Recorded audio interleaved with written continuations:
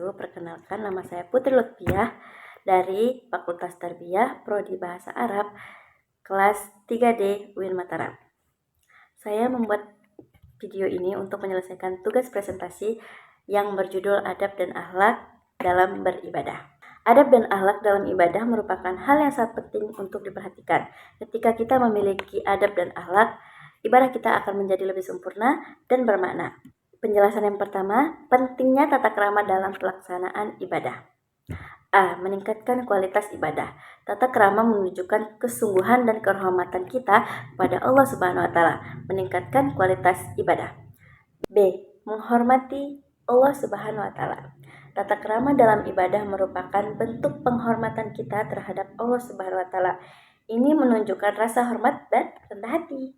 C. Menjaga kesucian ibadah. Tata krama menjaga kesucian ibadah dari hal-hal yang tidak pantas, memastikan ibadah dilakukan dengan khusyuk dan penuh makna. Penjelasan kedua, adab beribadah kepada Allah Subhanahu wa taala. 1. Bersih dan suci.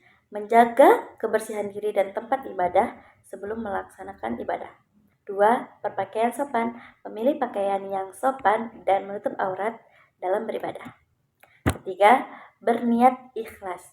Melakukan ibadah dengan niat yang tulus dan ikhlas hanya untuk mencari ridha Allah Subhanahu wa taala. 4.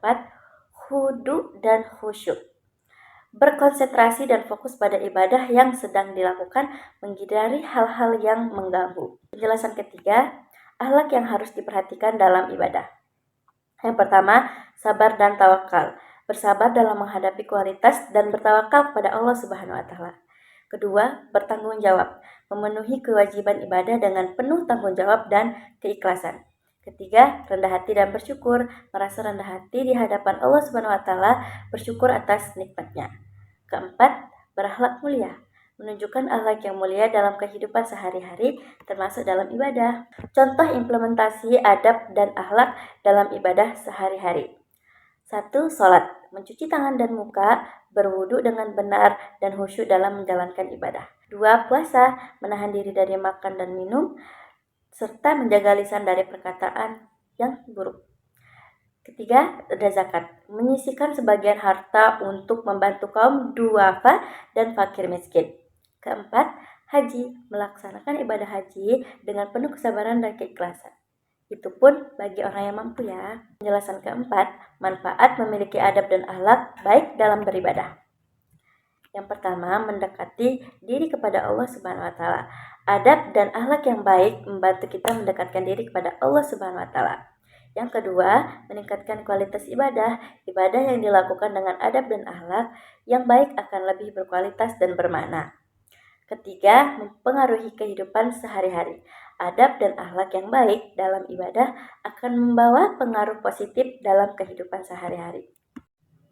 Kesimpulan dan pesan moral, pentingnya adab dan akhlak merupakan hal yang sangat penting dalam pelaksanaan ibadah. Meningkatkan kualitas ibadah, mendekatkan diri kepada Allah Subhanahu wa taala. Ibadah yang dilakukan dengan adab dan akhlak yang baik akan berkualitas. Adab dan akhlak yang baik membantu kita mendekatkan diri kepada Allah Subhanahu wa taala. Sekian presentasi yang saya sampaikan. Mohon maaf bila banyak kesalahan. Wassalamualaikum warahmatullahi wabarakatuh.